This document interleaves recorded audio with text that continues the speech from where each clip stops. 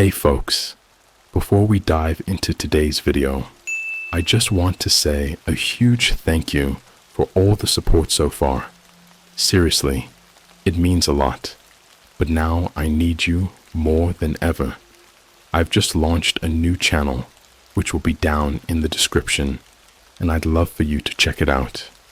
If you could watch my latest video all the way to the end and drop a comment below, it would really help with the algorithm. Thanks so much, and I hope you enjoy this one.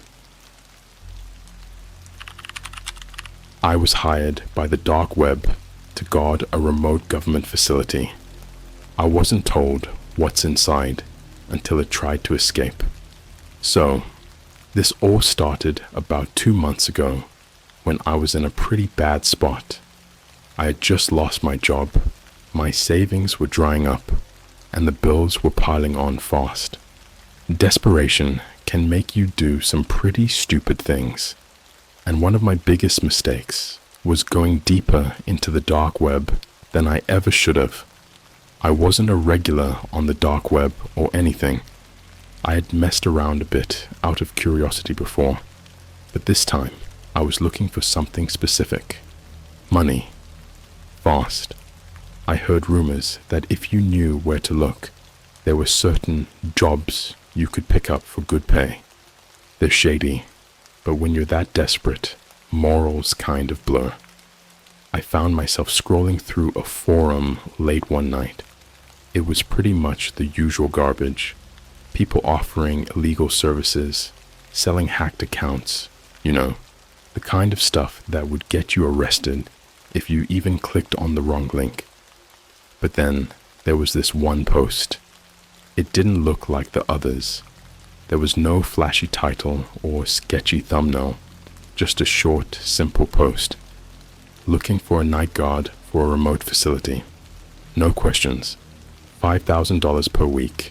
Immediate start. I stared at it for a while. $5,000 a week. I mean, who wouldn't at least think about it? There was no way this was legit. But then again, the dark web isn't exactly known for normal job listings. I clicked on it. The post had barely any information. It just said I'd be guarding a government facility, and that all I needed to do was stay in the guard station from 8 p.m. to 6 a.m. No weapons required, no special skills, nothing. The post warned not to ask too many questions or look too deeply into it. It sounded sketchy as hell, but the pay was insane. There was an email at the bottom of the post. Before I could second guess myself, I sent a message, basically saying I was interested, asking for more details. I didn't expect a response, but a few minutes later, I got one. Meet at the following coordinates tomorrow night at 7:30 p.m. Bring nothing but yourself. All details will be provided upon arrival. I'm not going to lie. My gut was telling me to ignore it, to walk away. But my wallet was telling me something completely different. I copy-pasted the coordinates into Google Maps, and sure enough, they led to a location about 3 hours away, in the middle of nowhere. It was deep in the woods, miles away from any town. The whole thing screamed trap, but $5,000 a week? I convinced myself that maybe this was just some ultra-secret government thing, and that's why they were being so vague. The next day, I packed a small bag and hit the road. As I drove, the towns became smaller and the roads more desolate. By the time I reached the area on my map, it was dark, and there were no signs of life anywhere. No houses, no streetlights, not even a gas station for miles. I thought about turning around, but I was already too far in. Besides, I had nothing to lose at this point. I finally arrived at the coordinates. It was an old, barely noticeable dirt road that led off into the trees. I followed it, my headlights bouncing off the thick forest. After what felt like forever, I reached a clearing. In the middle of it was a large concrete building. It was massive, but nondescript. No signs, no windows, nothing. Just a big, gray box. There was a small guard shack off to the side, with one single light on. As I pulled up, a man stepped out of the shack. He was wearing a dark uniform, but there were no logos or anything on it. He waved me over, and I hesitated for a second before stepping out of the car. "You're here for the job?" he asked, his voice flat. "Yeah, I think so," I replied, trying not to sound as nervous as I felt. "Good," he said, handing me a small key card. "This is for the guard station. You'll be inside there all night. You don't leave the station, understand? No matter what you hear, no matter what happens, you stay inside until your shift ends. 6 a.m. sharp. You got that?" I nodded, a little confused. "So, what exactly am I guarding?" He didn't answer, just stared at me with this blank expression that sent chills down my spine. "You don't need to know," he finally said. "Just do your job and you'll get paid." He pointed toward the guard station, a small bunker-like structure attached to the side of the main building. I was starting to seriously regret this decision, but it was too late to back out now. The guy handed me a small tablet. "You'll use this to check in every hour. Just press the green button. If you miss a check-in, we'll know, and that's not something you want." With that cryptic warning, he walked back into the shack without another word. I made my way to the guard station, swiped the key card, and stepped inside. The door locked behind me with a loud click. The station was small, just a desk, a couple of monitors showing static security feeds, and a single chair. I sat down and checked the tablet. It had a countdown timer until my first check-in.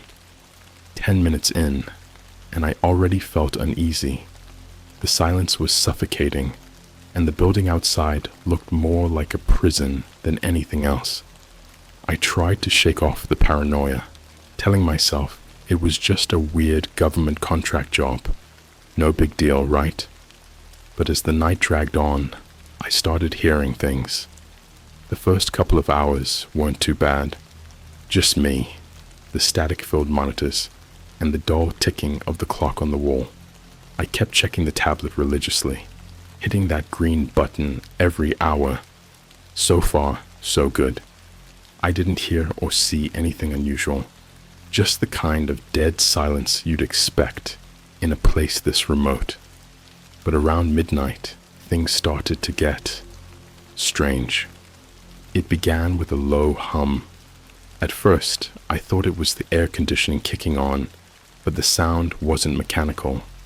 It was deeper, almost vibrating through the walls of the station. It was like a dull thrum, so low that I could barely hear it, but I could feel it in my chest. The hairs on the back of my neck stood up, and I tried to tell myself it was nothing. Maybe the building's foundation settling, or something. Then the lights flickered. Not a lot, just a brief dim pulse, like they were thinking about going out, but decided against it at the last second. I glanced at the monitors, but they were still showing static. I stared at them for a while, hoping to see something that would explain the noise, but the screens remained unchanged. I checked the time, 12:13 a.m., still a long way until morning. That's when I heard the footsteps. I froze. It was faint at first, just a soft crunching sound, like someone was walking slowly on gravel. I looked at the monitors again, but all I saw was static. My heart was pounding, and I instinctively reached for my phone before realizing I'd left it in the car, like the guy said to. I was completely cut off. The footsteps grew louder. Whoever it was, they were circling the building. I tried to convince myself it was just the other guard. Maybe he was doing rounds or something. I strained my ears, hoping to hear him call out, but nothing came. The steps were slow, deliberate, and they didn't stop. Just this constant, unnerving rhythm of someone pacing around outside. I wanted to check, to peek out of the tiny, narrow window behind me, but his words from earlier echoed in my head. You don't leave the station. No matter what you hear, you stay inside. I wasn't about to test that. I stared at the door, my pulse quickening with each footstep. They circled the building again and again, never speeding up or slowing down, just that steady crunching sound. Whoever it was, they didn't seem in a hurry, but they also didn't seem normal. You'd expect someone walking outside in the pitch black woods to make more noise, maybe stumble or step on a branch or something. But these steps were too even, too precise. It was like they knew exactly where they were going. I glanced at the clock. 12:46 a.m. Time was crawling. The steps outside hadn't stopped, and I could feel my hands getting clammy. The weird hum in the walls had picked up again, vibrating through the floor beneath my feet. I leaned forward and tapped the tablet's screen, the green button glowing softly as I completed another check-in. At least I was still following protocol. That was my only comfort at this point. And then the footsteps stopped. I sat up, straining to listen. The silence was worse. It was like something was waiting, holding its breath. I stared at the door, expecting it to swing open any second, even though I knew it was locked. My brain was in overdrive, running through every possible scenario. Was it some kind of test? Was this all part of the job? I had no idea what was happening outside, but whatever it wasn't normal. After a few minutes of tense quiet, I heard something else, something much worse than footsteps. It was breathing, slow, labored breathing, like whoever was out there was standing right outside the door, gasping for air. It wasn't the kind of breathing you'd hear from someone who was tired or winded. It was ragged, like whoever or whatever was outside was struggling just to stay alive. I couldn't even move. I sat frozen in my chair, staring at the door, feeling my heartbeat in my throat. The breathing continued for what felt like hours, but it must have only been a few minutes. Then, just as suddenly as it had started, it stopped. The silence returned, but it was suffocating. I felt like the room was shrinking, closing in on me. I checked the clock again. 1:15 a.m. My next check-in was still 45 minutes away, but I pressed the button on the tablet anyway, hoping it would give me some sense of control. As soon as I did, the monitors flickered. For a split second, the static vanished, and I saw something. I don't even know how to describe it. It was like a figure, but distorted, like it was being pulled apart or stretched in ways a human body shouldn't be. It wasn't tall or bulky, just wrong. It was standing just outside the building, right by the main entrance, where the footsteps had stopped. The image only lasted a fraction of a second before the static returned, but it was enough to make my skin crawl. I blinked, trying to process what I had just seen, but before I could wrap my head around it, the humming in the walls intensified. It was louder now, almost like a low-frequency buzz, making it hard to think straight. I stood up and backed away from the monitors, my mind racing. I didn't sign up for this. $5,000 a week or not, this was way beyond anything I was expecting. I didn't know if this was some kind of twisted government experiment, but whatever was happening here wasn't natural. And then there was a knock at the door. Just 3 slow, deliberate knocks. I stopped breathing. The knock echoed through the tiny guard station, louder than it should have been. I stared at the door, too scared to move. I thought about the guy's warning. No matter what you hear, you stay inside. But what if this was an emergency? What if someone needed help? The knocking continued. 3 more. Each one was slow, steady, as if whoever was on the other side had all the time in the world. I took a deep breath, trying to calm myself down. Maybe it was just the other guard messing with me. Maybe this was some kind of sick initiation to see if I could handle the job. I wanted to believe that, but deep down, I knew. There was no one else out there. I was alone. And whatever was knocking on that door wasn't human. I stood there frozen, my body refusing to move, my brain stuck in some kind of survival mode. The knocking stopped, but the silence that followed was worse. My eyes were glued to the door, half expecting it to burst open at any second. I thought about calling out, maybe just to break the tension, but my throat felt like it had closed up. The buzzing from the walls seemed to throb now, like it was alive, pulsing in rhythm with my heartbeat. I clenched my fists, trying to ground myself, trying to remind myself of the one rule I was given. No matter what happens, stay inside. But the knocks, they were so deliberate, so calculated. They sounded like someone was waiting for me to do something. And the figure on the monitor, that distorted thing I'd glimpsed for just a second, was still burned into my mind. I tried to tell myself it was just the static playing tricks on me. Maybe my eyes had been strained from staring at the screen too long, but no matter how hard I tried to rationalize it, deep down, I knew what I saw wasn't normal. Another noise snapped me out of my thoughts. This time, it wasn't coming from outside. It was coming from the monitors. I turned slowly, my eyes scanning the screens. The static had changed. It wasn't the usual white noise. It was darker now, with strange lines cutting through it, like the signal was corrupted. Then, beneath the static, I heard something faint. A voice. I leaned closer, my skin crawling. The voice was distant, garbled like it was coming through layers of interference. But it was there, speaking softly.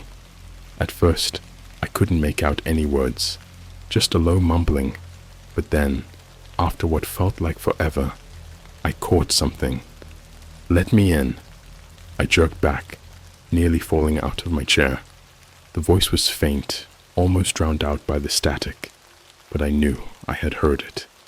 My heart was racing, and I glanced at the door again, half expecting it to fly open. It didn't, but I could feel it. That pressure, that presence, something waiting just on the other side. My instincts were screaming at me to get out, to run, to leave the building, and never look back. But I knew I couldn't. I was trapped, and the only thing I had to hold on to was that rule. Stay inside. But then, the voice came again, louder this time, clearer. "Let me in. Please." It wasn't garbled anymore. It sounded close, too close, like someone was speaking directly into my ear. I whipped my head around, convinced I'd find someone standing behind me. But there was nothing, just the empty, cold room. My breath was coming in shallow bursts now, my mind racing to make sense of what was happening. I stood up, my legs shaky, and grabbed the tablet off the desk. The timer for the next check-in was still counting down, but I didn't care. I pressed the green button, hoping it would somehow make this all go away. The moment I touched the screen, the buzzing from the walls spiked, almost painfully loud, and the lights flickered again. This time, they stayed dim, barely lighting the room. I was plunged into this eerie half-darkness, shadows dancing in the corners of my vision. Then, Without warning, the static on the monitors cut out. Every screen went black. I stared at them, my pulse pounding in my ears. For a few seconds, nothing happened. Just silence and darkness. Then, one by one, the screens blinked back to life. But the feed had changed. Instead of the usual exterior shots, every monitor was showing the same thing, the door to my station. I blinked, trying to process what I was seeing. The cameras had all shifted to focus on the entrance. It was disorienting, like looking at myself from every possible angle. The door, the handle, the small patch of ground outside, all displayed from different perspectives. That's when I saw it. A shadow. It was barely visible, standing just out of view, near the bottom of the frame. But it was there, its shape indistinct, hovering by the door. My skin prickled with fear. It wasn't moving, but I could feel it watching me. Then the handle on the door twitched. I took a step back, my eyes glued to the screen. The handle moved again, a slight jiggle, like someone was testing it from the other side, slowly, carefully, like it was waiting for the right moment. "Let me in." The voice was back, louder now, clearer. It was no longer a whisper. It was pleading, desperate. And this time, there was something else in the voice, something that chilled me to my core. It sounded like me. I stumbled back, nearly knocking over the chair. My hands were shaking, my body screaming at me to get out. But I couldn't move, couldn't think. All I could do was stare at the door, waiting for whatever was out there to make its next move. Suddenly, the knocking started again. Harder this time. More urgent. Bang, bang, bang. I flinched with each hit. The door shook under the force of it, but it didn't open. I could hear the metal vibrating in its frame, the hinges groaning as whatever was out there hammered against it. The whole station felt like it was coming apart. Bang, bang, bang. It wasn't stopping. The voice, the knocking, the shadow on the monitors. It was all closing in, faster and faster, like the walls were caving in around me. My mind was spiraling, thoughts racing too fast for me to catch. But in the middle of it all, one thought pushed its way to the surface. The key card. I fumbled through my pocket, my fingers slick with sweat, and pulled out the small key card the guy had given me. It was my only way out of the guard station, and if this thing was going to get in, I needed to get out first. But before I could move, the monitors flickered again, and that's when I saw it, clear as day, standing right outside the door. It was me, or at least it looked like me. The figure on the screen had my face, my clothes, even the same slumped posture I had. But there was something wrong with its eyes. They were too wide, too empty, like they were just dark holes punched into its face. The figure stood perfectly still, staring straight into the camera, straight at me. Then it smiled, the kind of smile that doesn't reach the eyes, the kind that's meant to show teeth, not warmth. It was a predator's smile, like it knew something I didn't. And then it knocked again. Bang! Bang! Bang! I dropped the key card. I didn't realize I was holding my breath until my chest started to ache. The air in the guard station felt thick, suffocating, like the walls were pressing in. The thing on the screen, the thing that looked like me, was still standing there, grinning that awful grin, its two wide eyes staring through the camera and into my soul. The knocking had stopped, but I knew it wasn't gone. It was still waiting, right outside. My mind was racing. Every instinct screamed at me to run, to get as far away from this place as possible. But I couldn't even take a step. The monitors, the lights, that low, vibrating hum. Everything in the station felt off, like reality had been twisted just enough to make me doubt whether any of this was even real. I forced myself to bend down, my shaking hands fumbling to pick up the key card I dropped. My fingers brushed against the cold floor, but just as I was about to grab it, I heard something that made my blood run cold. A voice. My voice. "Why are you hiding from me?" I froze, my fingers inches from the keycard. The voice was muffled, like it was coming through a layer of static, but I knew without a doubt that it was mine. It sounded exactly like me, but twisted, wrong. The tone was off, too calm, too controlled. I glanced at the monitor, and my heart nearly stopped. The thing that looked like me was no longer smiling. Its mouth was moving. It was speaking. "Come on," it said softly, its lips forming my words with unsettling precision. "I just want to talk." I snatched the keycard off the floor and scrambled to my feet, backing away from the door, my heart hammering in my chest. I had no idea what this thing was, but it wasn't human. It couldn't be. There was no way. But then it knocked again. This time it was soft, barely a tap, like it was trying to coax me out. Tap, tap, tap. The sound was almost gentle, like it was trying to be polite. But that only made it worse.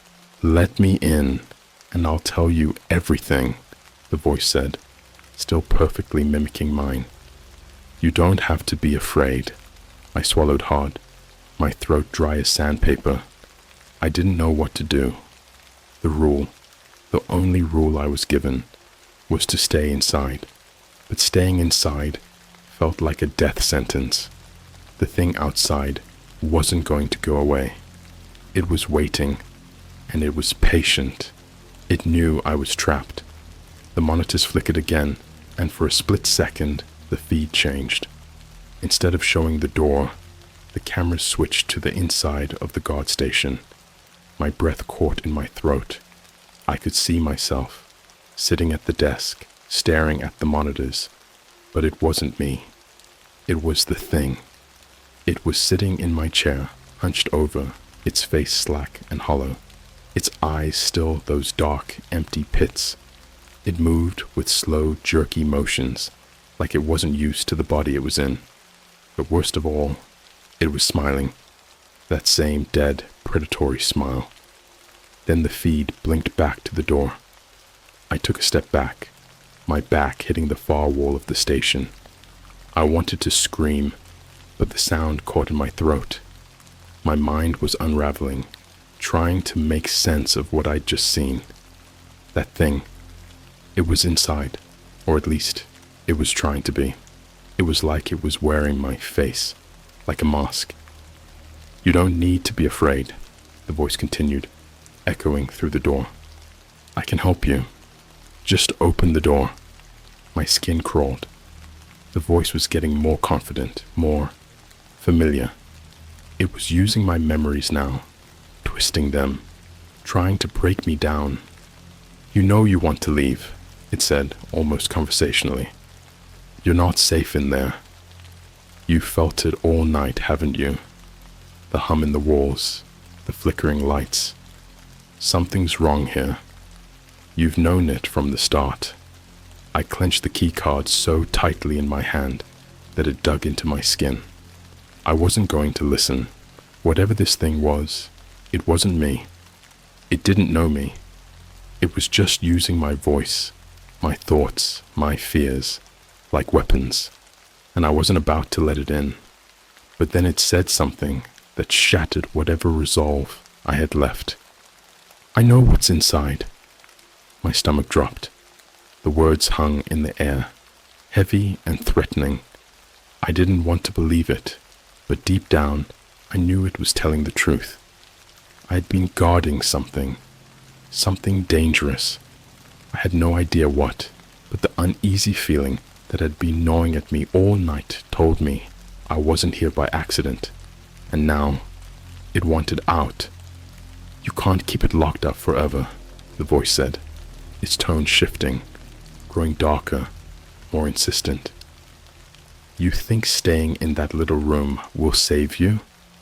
You think following the rules will protect you? You're just a pawn, a guard for something you don't even understand. But I know what it is, and if you open the door, I'll show you. I pressed my back against the wall, my heart pounding so hard I thought it might burst. I didn't want to hear any more, but the thing outside wasn't done. Its voice grew louder, more urgent, the words spilling out faster, like it was getting frustrated with me. You're not the first, it hissed. You're not even the 10th. They've sent others, you know. People like you, desperate for money, willing to ignore the warning signs. And do you know what happened to them? I shook my head, my breath coming in shallow gasps. I didn't want to know. I didn't want to hear it, but it kept going, relentless, its voice dripping with cruel satisfaction. They let me in. I bit down on the inside of my cheek, hard enough to draw blood, trying to snap myself out of the panic threatening to swallow me whole.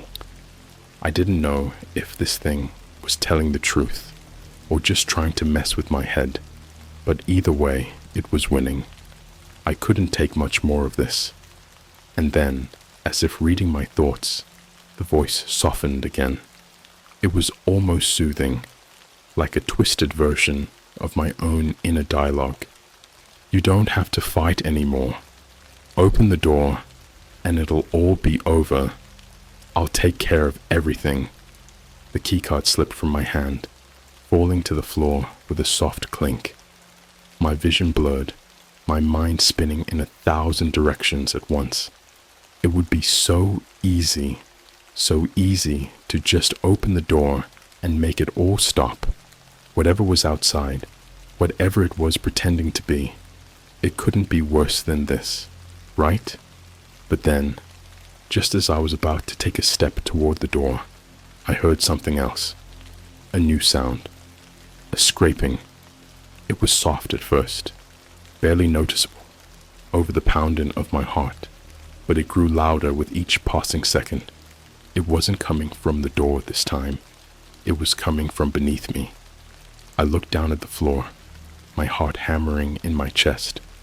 The sound was unmistakable. Something was moving beneath the guard station, something large. The scraping, the dragging. It was like nails clawing through concrete, slow and methodical. It was moving toward me. And that's when the voice outside stopped. Complete silence fell, so thick I could hear my own breathing, ragged and shallow. The thing that had been knocking, speaking with my voice, had gone quiet. I turned back to the monitor. The figure, the thing that looked like me, was gone. But I didn't feel relieved, because whatever was beneath me was still moving, and it was getting closer. The sound of scraping continued, slow and deliberate, like something was clawing its way up from beneath the concrete. My body tensed, every nerve screaming at me to run, but I couldn't move. My mind was trapped between the thing outside, the thing wearing my face, and whatever was creeping toward me from below. I glanced back at the monitors, hoping to see some sign of what was happening, but they were all blank now. No static, no footage, just dead, black screens. I was completely cut off. Then, the floor vibrated beneath my feet. I jumped back, my breath coming in sharp gasps. It was like something had slammed against the concrete from below, rattling the entire guard station. Dust shook loose from the ceiling, and I could hear the faintest sound of something breathing, deep and heavy, like it had been asleep for a long time and was finally waking up. I gripped the edge of the desk, trying to steady myself, my mind racing. Whatever was down there, whatever I had been guarding all night, wasn't supposed to wake up. and now it was awake. A new sound joined the scraping, a low, rumbling growl that seemed to echo through the walls. It was coming from directly beneath me. I backed up until I was pressed against the far wall, my eyes fixed on the floor, half expecting it to split open any second.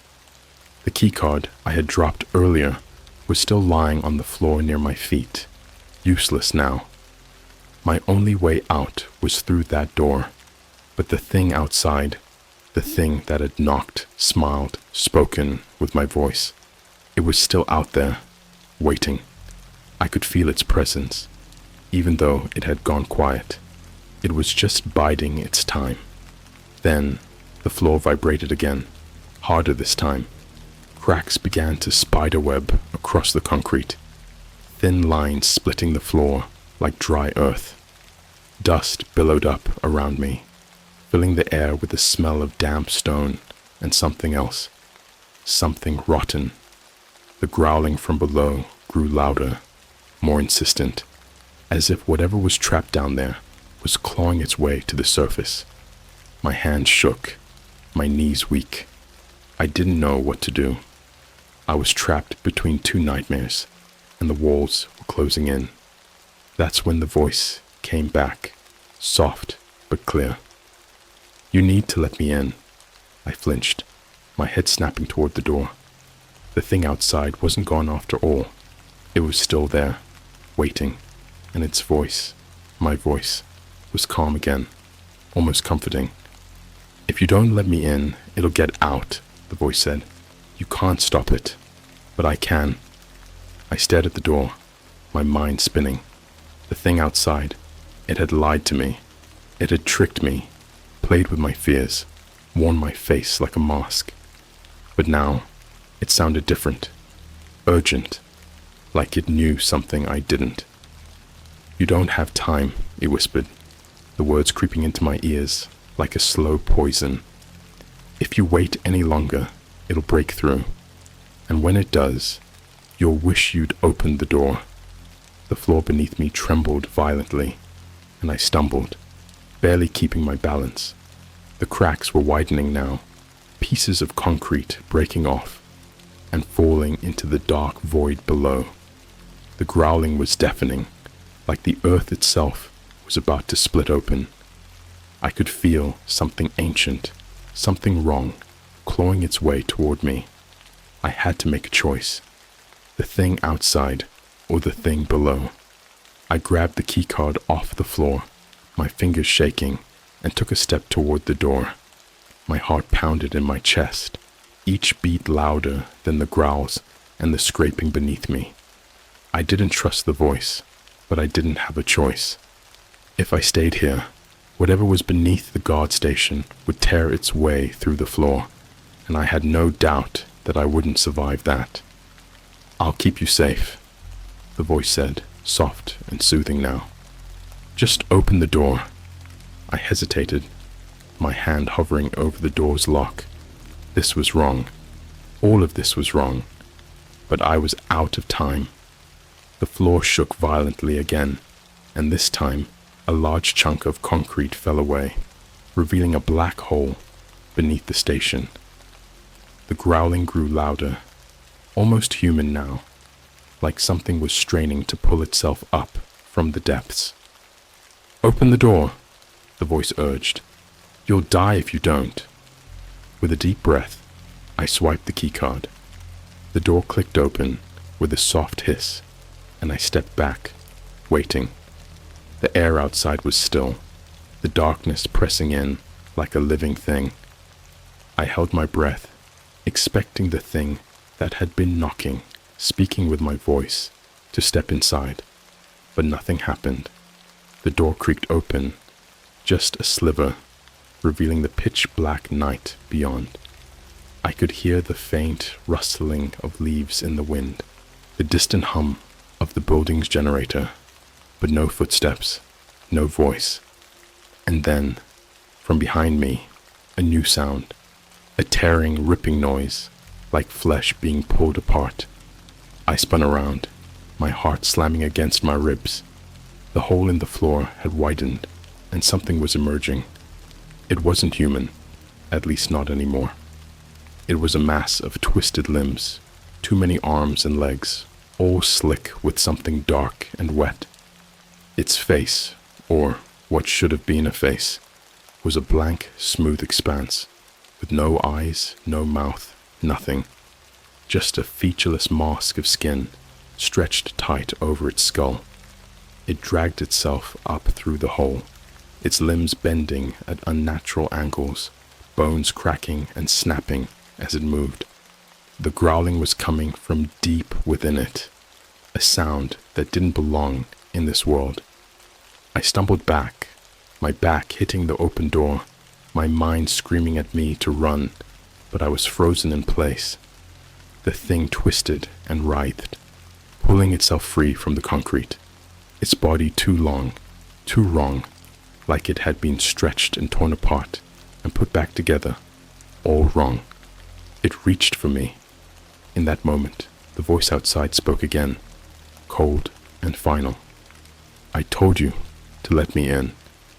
I turned, expecting to see the thing that had been knocking, the thing that looked like me. But instead, there was nothing but darkness. And then the door slammed shut. I was alone, and whatever was beneath the guard station had finally crawled its way to the surface. I stumbled across a secret lab on the dark web. The experiments I saw are still happening. I'm not the kind of guy who usually posts on Reddit, but something happened last month that I just can't keep to myself. I'm still trying to wrap my head around it, and maybe sharing will help me figure out what's real and what's not. Either way, I need to get this off my chest. If you've ever been tempted to explore the dark web, consider this your warning. Seriously, don't do it. So, this all started because I was bored, really bored. You know how it is when you get sucked into weird corners of the internet late at night. I've always been into tech, and a friend of mine mentioned this website he found that was only accessible through the dark web. He didn't tell me much about it, just that it was next level weird. And of course, being the curious idiot I am, I couldn't resist checking it out. Now, I'm no hacker or anything, but I know enough to navigate Tor and get into some shady sites. Most of the dark web is exactly what you'd expect. Overpriced drugs, sketchy services, and conspiracy forums. Nothing I hadn't seen before. But after a couple of hours of clicking around, I came across this site with no name. It was just a blank black screen with a blinking cursor in the middle.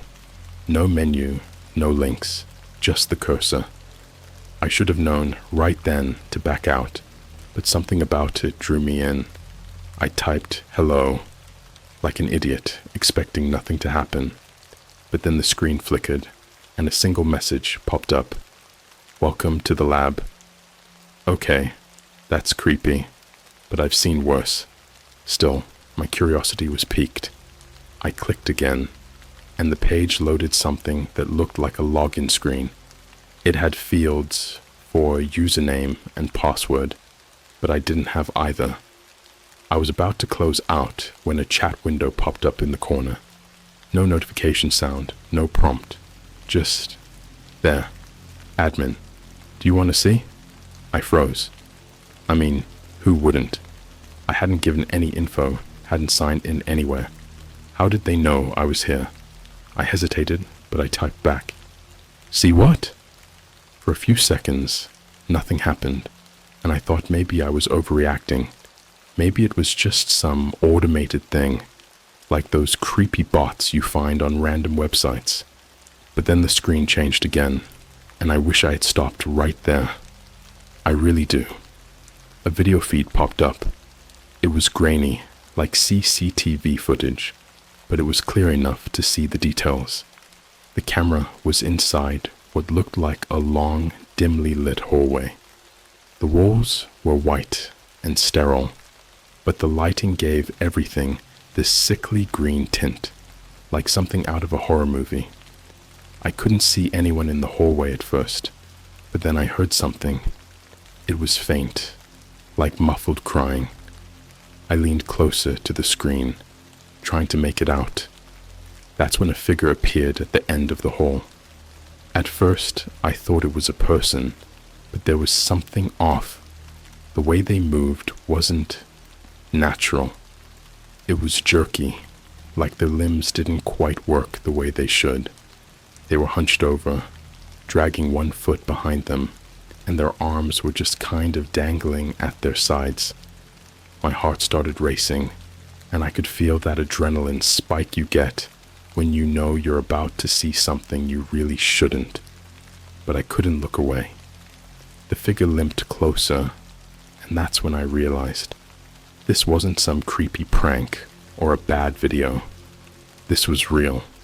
The person, if you could even call it that, had no eyes, just dark, hollow sockets. Their skin was pale and stretched too tight over their bones, almost like it didn't fit right, and they were shaking, like they were cold or in pain. I wanted to close the window, but I couldn't. It was like I was paralyzed. The figure got closer to the camera, and then it looked right at me, or at least I felt like it did. Its head jerked to the side, and it stopped in its tracks. The muffled crying got louder, and I realized it wasn't coming from the figure. It was coming from behind it, somewhere down the hall, out of view. Suddenly, the video cut out.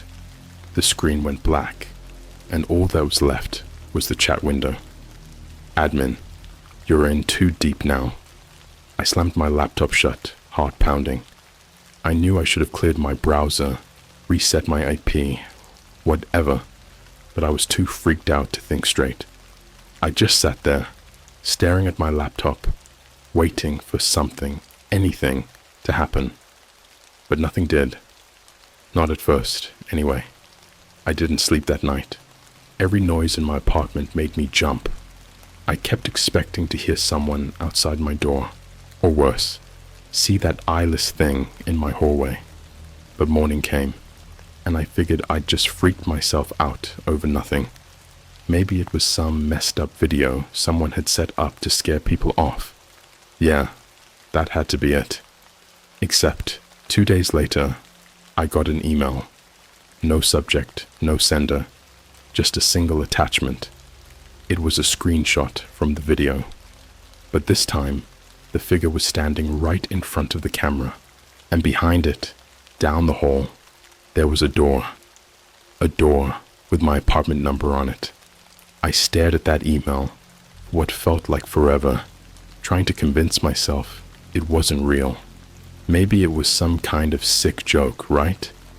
A prank by someone who somehow tracked my IP or something. I didn't even want to open the screenshot at first. I just sat there, my cursor hovering over the file, heart pounding. The room felt colder all of a sudden, like something was wrong, like I wasn't alone. But eventually, I couldn't resist. I had to know what was in that image. I clicked the file, and the picture opened in full screen. The first thing I noticed was the door. My door. Same number, same weird dent in the side from when I accidentally bumped into it moving furniture. Everything about it was exactly the same. But what sent a chill down my spine wasn't the door. It was the figure in front of it, the thing from the hallway. It was closer now, its head tilted at that unnatural angle, like it was studying the camera. Those empty sockets, still somehow locked right onto me. Its skin looked worse in the still frame, almost translucent, and behind it, barely visible in the shadows, I could make out the shape of another figure, smaller, almost human, but not quite, like something was crawling on all fours.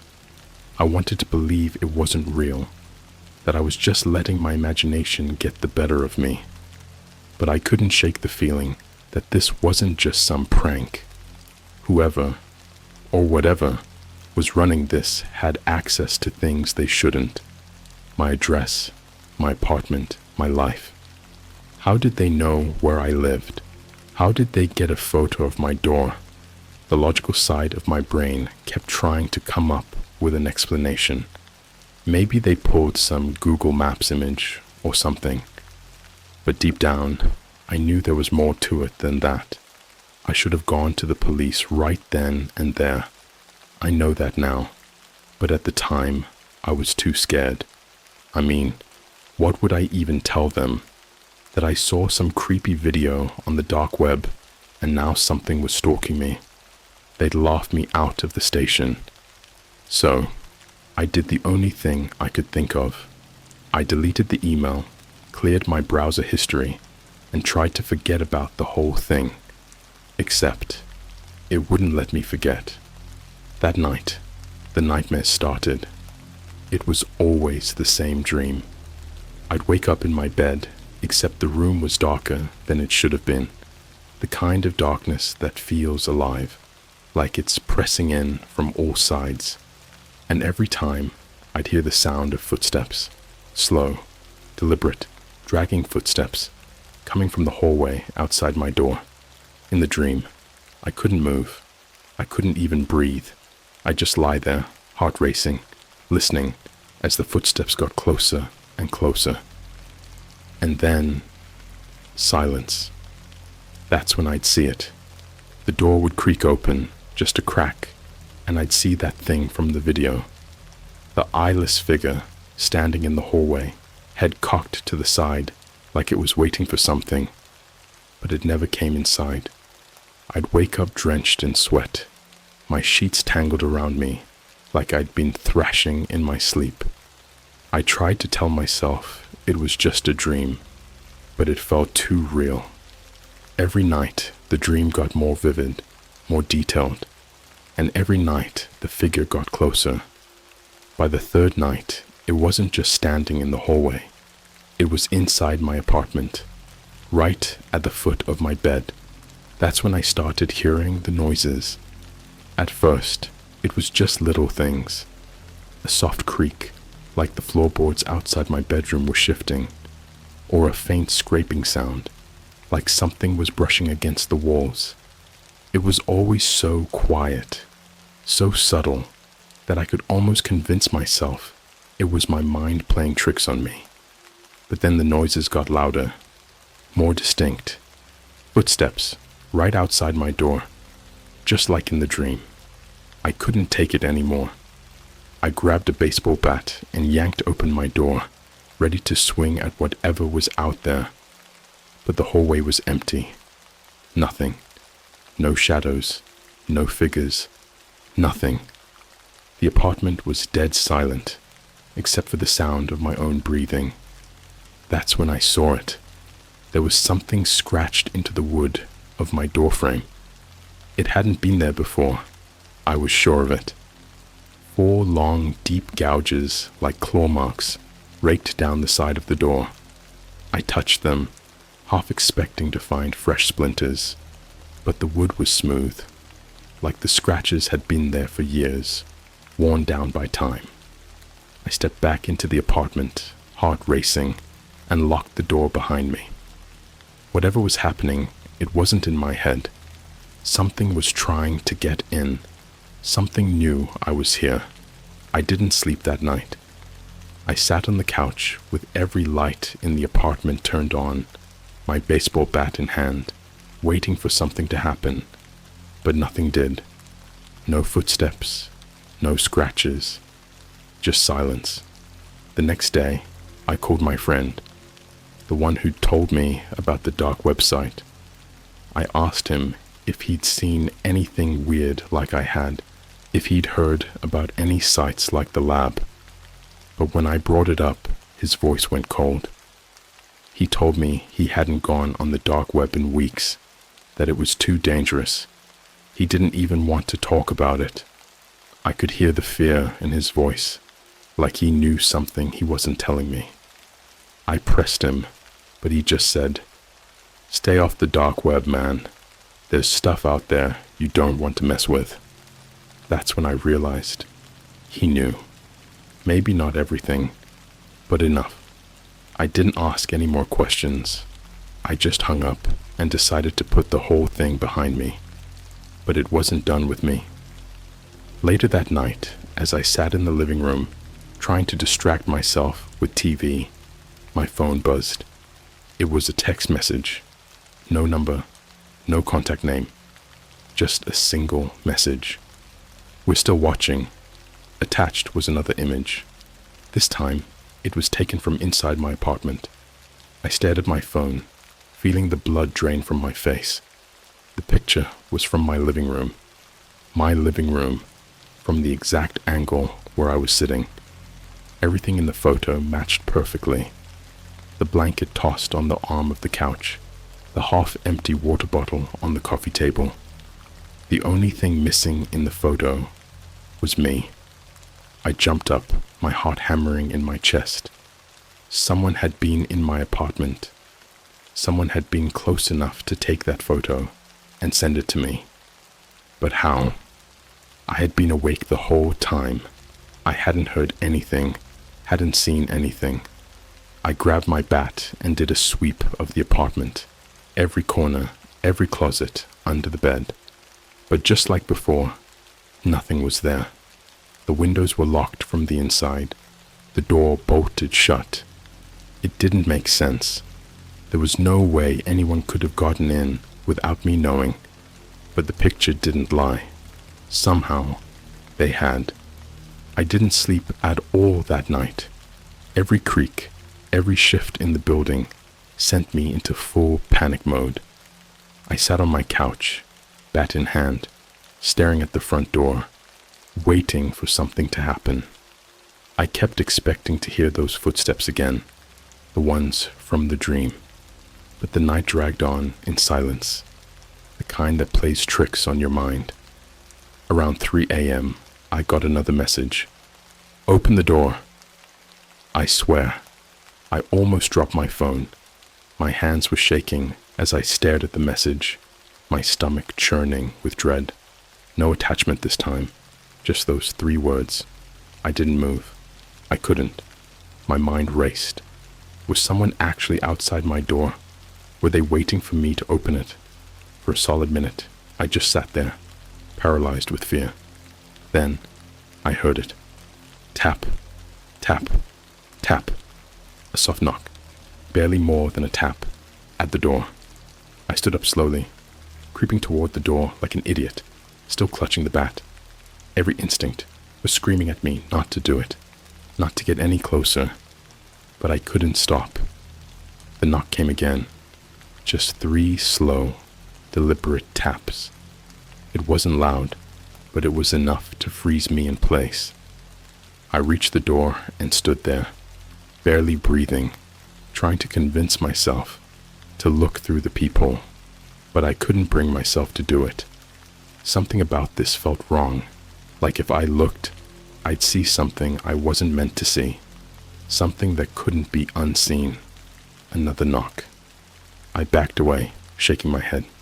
No way. I wasn't opening that door. Not a chance. I turned around, walking backwards, so I could keep my eyes on it. Every muscle in my body tensed. Then my phone buzzed again. Look outside. I didn't want to. God, I didn't want to. But my curiosity got the best of me, like it always does. I crept to the window, carefully pulling back the curtain just enough to peek through. The street outside was empty.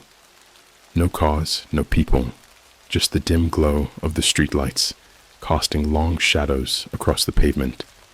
But then I saw it. Standing directly beneath the light across the street was the figure, the eyeless thing from the video. It wasn't moving, just standing there, arms hanging loosely by its sides, head tilted at that familiar unnatural angle. Its skin looked even worse in the streetlight, grayish, almost translucent, with patches where it seemed to have peeled away, revealing the raw muscle beneath. I stumbled back from the window, my mind racing. How the hell was it real? How was it here, in front of my building? The street outside had been empty a second ago. How had it gotten there so fast? My phone buzzed again, dragging me out of my thoughts. We're inside now. That's when I heard it. Footsteps inside the apartment. Slow, deliberate footsteps coming from the hallway just outside my bedroom. The sound I'd been dreading. My breath caught in my throat as I gripped the bat tighter, trying to convince myself it was my imagination. But the footsteps kept coming, louder this time, closer.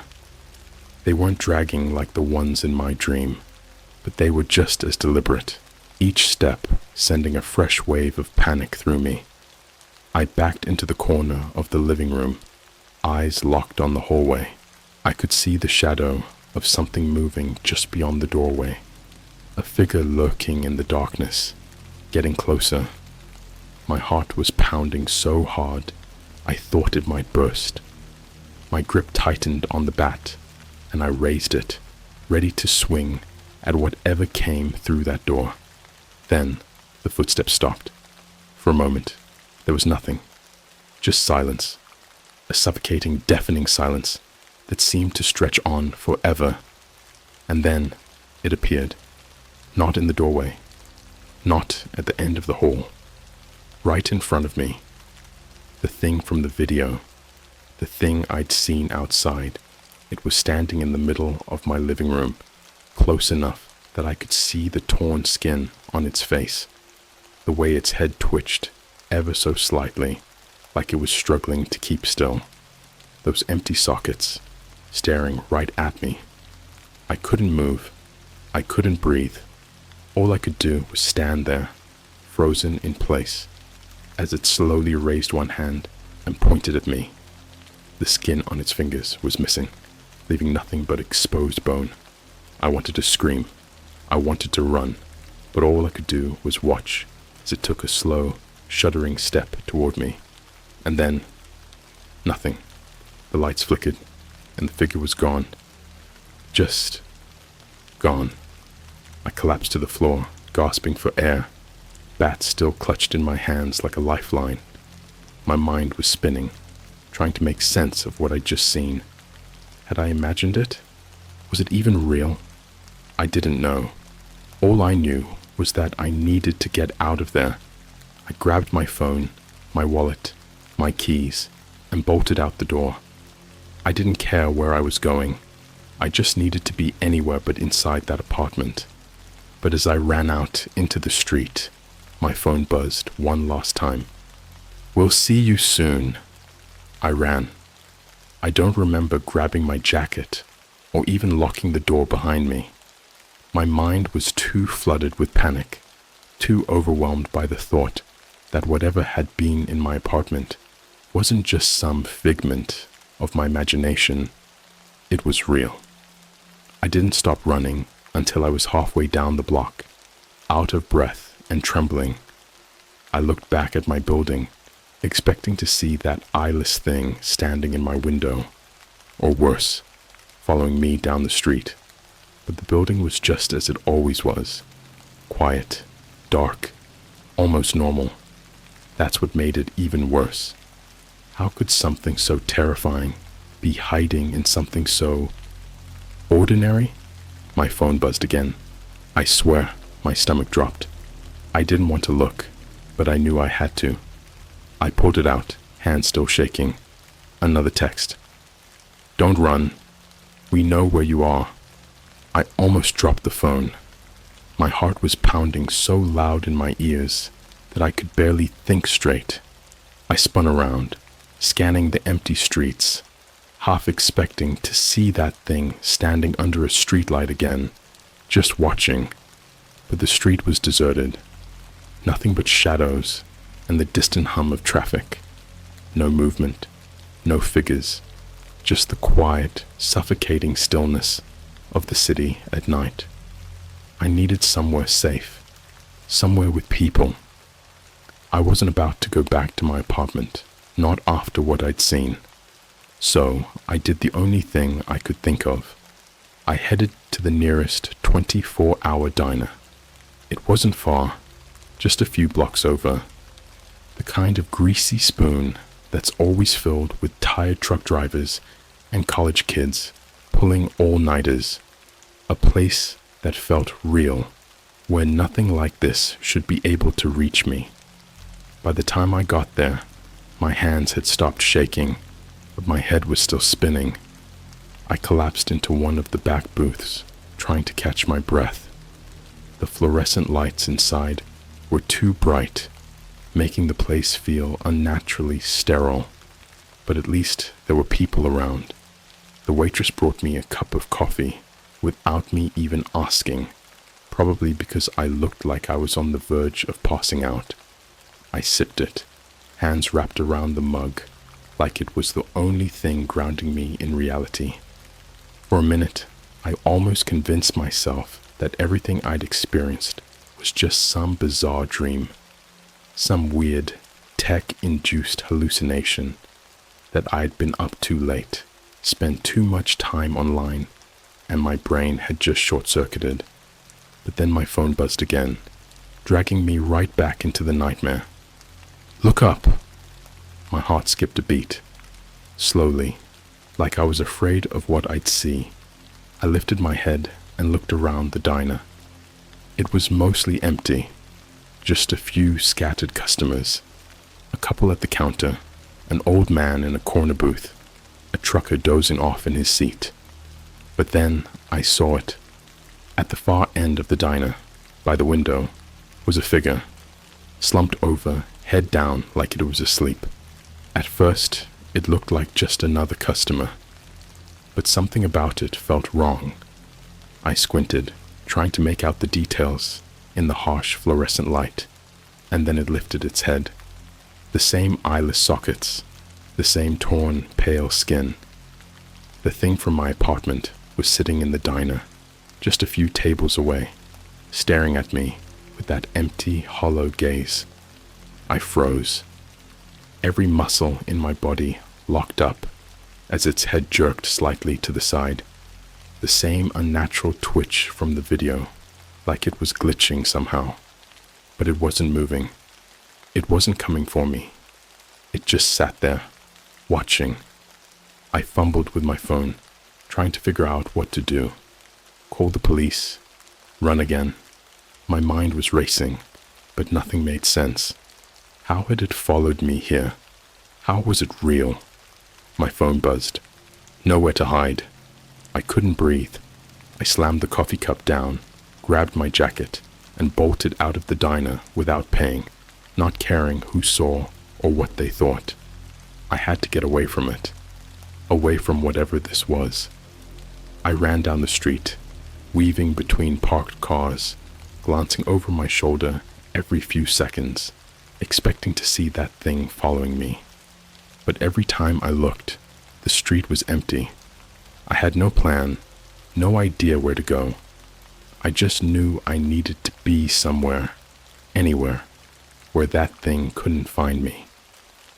I ducked into an alley, leaning against the brick wall, trying to catch my breath. My head was spinning, the world around me warping as the panic set in. Was I losing my mind? Was this all in my head? I checked my phone again, desperate for some kind of explanation, some clue about what the hell was going on. Another message. "It's too late now." Before I could react, a soft sound echoed down the alley, a dragging, scraping sound, like something heavy being pulled across the pavement. I turned, slowly, dread pooling in my stomach. At the end of the alley, barely visible in the dim light, was the figure. It wasn't walking, it was crawling. Its limbs were contorted, twisted at odd angles, pulling itself toward me in jerky, unnatural movements. The same eyeless sockets locked on me, its head twitching with every inch it gained. The scraping sound was its nails, long, broken, scraping against the concrete as it crawled closer. I backed up, my heart hammering in my chest, my mind screaming at me to run, to do something. But it was like my legs had turned to lead. I couldn't move. I couldn't take my eyes off it. And then it stopped. For a long moment, the thing just lay there, its head slowly tilting as if it was listening for something. Then, without warning, its mouth opened.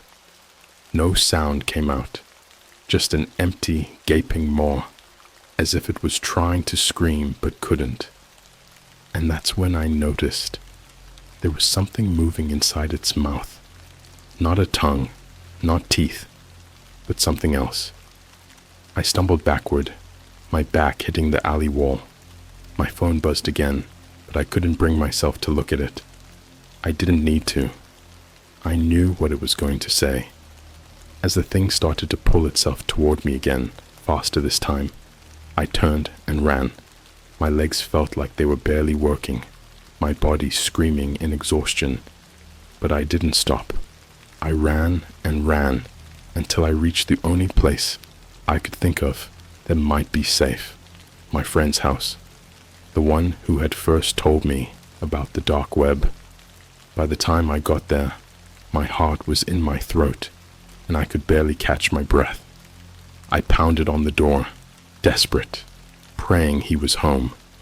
After what felt like forever, the door opened. "Dude, what the hell is going on? You look like you've seen a ghost." I couldn't even explain. I just pushed past him into the house, slamming the door behind me, checking every window, every lock. He watched me, confused, but didn't say anything. I thought I was safe. I thought I'd outrun it. But as I sat down on his couch, my phone buzzed again. "We're inside." I stared at the text, the words burning into my brain. "We're inside." My heart dropped into my stomach. How could they know? I was at my friend's house. I'd run as far and as fast as I could. There was no way they'd followed me here. No way they could have gotten in. But I knew better by now. The rules of reality didn't seem to matter anymore. My friend, let's call him Mark, was still standing there, watching me, waiting for an explanation. He had that look on his face, the kind you give someone when they're acting crazy, but you're too polite to say anything. I must have looked like a complete mess, sweaty, eyes wide with fear, clutching my phone like it was a lifeline. "What's going on, man?" Mark asked, his voice calm but clearly concerned. I didn't even know where to start. My mind was still spinning, racing through every terrifying thing that had happened over the past few days. The figure, the messages, the thing crawling toward me in the alley. How could I explain any of that without sounding insane? Instead of answering, I handed him my phone, the latest text still on the screen. He read it, his brows furrowing in confusion. "Who's sending these?" "I don't know," I managed to choke out. "It's been happening since I went on that site. That dark website. I saw something I shouldn't have. I think..." I paused, struggling to find the right words. "I think they're coming for me. I don't know who they are, but they know things. They've been following me. They were in my apartment. They were outside the diner." Mark looked at me like I'd lost my mind. "Dude, you sure you're not just freaking yourself out? You've been on some sketchy sites. Maybe someone's messing with you. But you're safe here. No one's getting inside." I wanted to believe him. I really did. But every nerve in my body was telling me otherwise. I glanced around his living room, my eyes darting to every corner, every shadow, half expecting to see that eyeless thing standing in the corner, waiting. "Check the windows," I muttered, barely able to form coherent thoughts. "The doors, everything. We have to make sure." Mark sighed but humored me, walking around the apartment, checking the locks, pulling the curtains closed. Everything's locked, man. You're safe here. He said it again, like repeating it would somehow make it true. But I knew. Deep down, I knew there was no such thing as safe anymore. Not from whatever this was. I sank into his couch, trying to calm my breathing, but I couldn't stop checking my phone, waiting for the next message, waiting for the next awful thing to happen. That's when I heard it, the scraping sound. Faint at first, barely audible, like nails dragging across concrete. I tensed, my grip tightening on my phone. Mark didn't seem to notice it, but I did. It was getting louder. The sound was coming from inside the apartment. I stood up so fast the blood rushed to my head, making me dizzy. Mark, did you hear that? Hear what? The scraping, like someone's dragging something. My voice was shaky, and I hated how weak it sounded. Mark gave me a weird look, but before he could respond, the sound got louder, closer. This time, he heard it too. His eyes widened, and he glanced toward the hallway. "What the hell is that?" he whispered. It was coming from behind the bedroom door. Mark, still thinking like a rational human being, grabbed a kitchen knife and moved toward the door. I wanted to stop him. I wanted to tell him not to open it, but the words wouldn't come. My whole body was frozen, locked in place as the scraping sound continued, growing louder, more insistent, like something was waiting for us to find it. Mark reached for the door handle, hesitating for just a second. He glanced back at me. "You ready?" I shook my head, my pulse pounding in my ears. Don't open it." But Mark, being the fearless idiot he was, twisted the handle and pushed the door open. At first, the room looked empty, just his messy bedroom, clothes on the floor, unmade bed, nothing out of the ordinary. But then I saw it. The closet door. It was ajar, just a crack, barely noticeable unless you were looking for it. But from inside, I could hear the unmistakable sound. That same scraping, dragging noise, like something was clawing at the floor, desperate to get out. Mark stepped toward the closet, knife raised. I wanted to scream at him to stop, to just leave the room, to run like I should have. But I was rooted to the spot, paralyzed with fear. He grabbed the closet door and yanked it open. Nothing. The closet was empty. But that didn't make sense. The sound was still there, still loud, still clawing at my mind. I could hear it, clear as day. Mark backed up, confused, looking around like he expected something to jump out at him. That's when the lights flickered. Just for a second, the room plunged into darkness, and in that brief moment, I saw it. Standing behind Mark, the figure, the thing from my apartment, from the diner, from the alley, standing there, so close, I could see the torn, rotting skin hanging from its bones, its empty eye sockets fixed on me, head twitching violently, its mouth open in that awful silent scream. And then, as quickly as it appeared, the lights came back on. Mark hadn't seen it, but I had. I backed away, my entire body trembling. "We need to leave," I stammered. "Now!" Mark shook his head, still confused. "What are you talking about? There's nothing." The lights flickered again. This time, when they came back on, the figure was closer. Too close. Right behind him. I screamed. I don't even remember what I said. Just a raw, primal scream of terror. Mark spun around, but before he could react, the lights flickered one last time. The figure lunged at him, and in that brief flash of darkness, I heard it. The same horrible scraping sound, but this time it was different. It was wet, violent. When the lights came back on, Mark was on the floor, motionless. Blood pooled around him, his eyes wide open, staring at nothing. The thing was gone. I ran. I don't remember how I got out of the apartment or how far I ran, but I kept running until my legs gave out beneath me. I collapsed in the middle of the street, gasping for breath, my heart pounding so hard I thought it might explode. My phone buzzed. I didn't want to look. I couldn't. But I did. One last message. You're next. I'm writing this now because I don't know how much time I have left, if he'd heard about any sites like the lab. But when I brought it up, his voice went cold. He told me he hadn't gone on the dark web in weeks, that it was too dangerous. He didn't even want to talk about it. I could hear the fear in his voice, like he knew something he wasn't telling me. I pressed him, but he just said, "Stay off the dark web, man. There's stuff out there you don't want to mess with." That's when I realized he knew. Maybe not everything, but enough. I didn't ask any more questions. I just hung up and decided to put the whole thing behind me. But it wasn't done with me.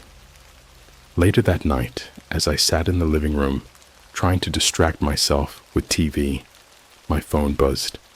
It was a text message. No number, no contact name. Just a single message. "We're still watching." Attached was another image. This time, it was taken from inside my apartment. I stared at my phone, feeling the blood drain from my face. The picture was from my living room. My living room, from the exact angle where I was sitting. Everything in the photo matched perfectly.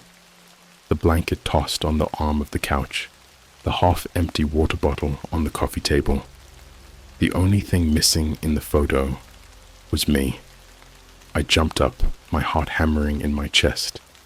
Someone had been in my apartment.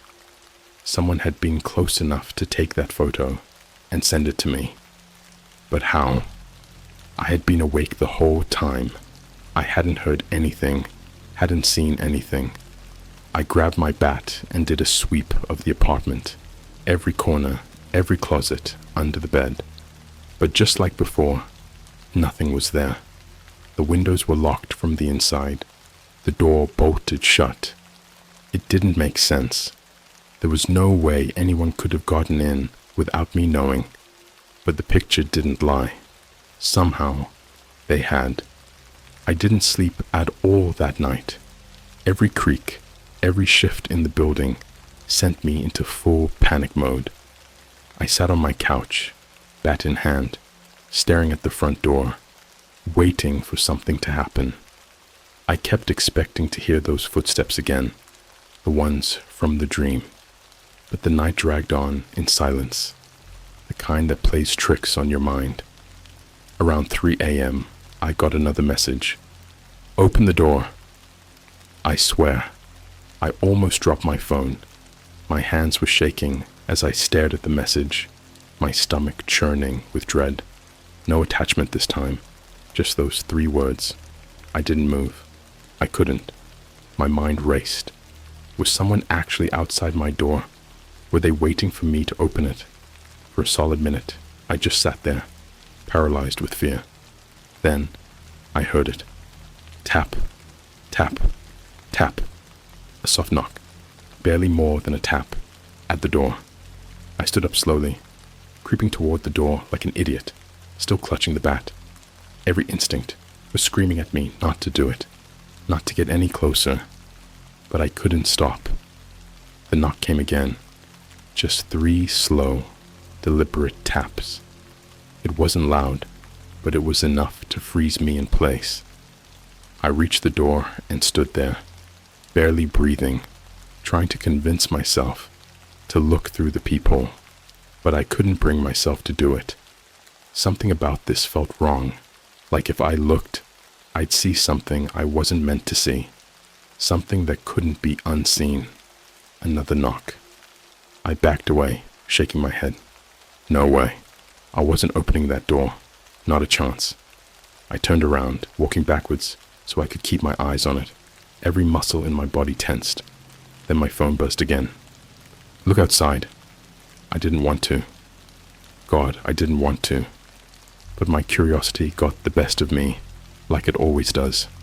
I crept to the window, carefully pulling back the curtain just enough to peek through. The street outside was empty. No cars, no people, just the dim glow of the streetlights, casting long shadows across the pavement. But then I saw it.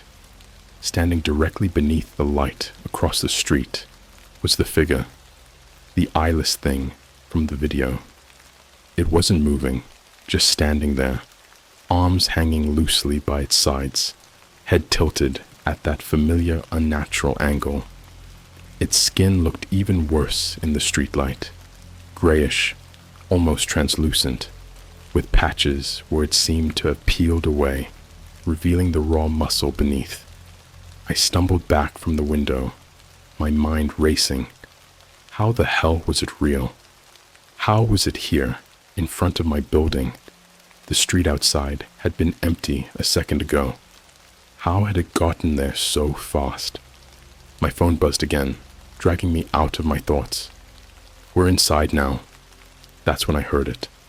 Footsteps inside the apartment. Slow, deliberate footsteps coming from the hallway just outside my bedroom. The sound I'd been dreading.